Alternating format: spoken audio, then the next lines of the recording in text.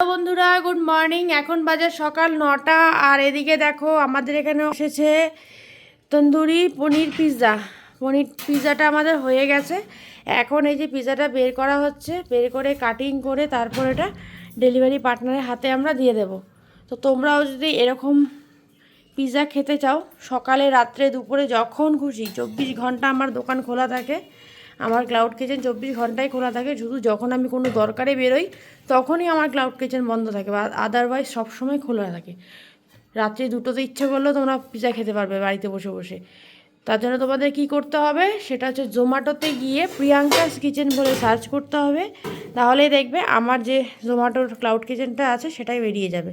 ওখানে গিয়ে ঝটপট অর্ডার করতে হবে। এই দেখো পিৎজার কাটিং, আর দেখো পিৎজাটা দেখেই মনে হচ্ছে কতটা লোভনীয়। আর আমাকে অনেকেই বলে যে তোমার পিৎজা দেখেই মনে হয় খুব টেস্টি, যারা খায়নি।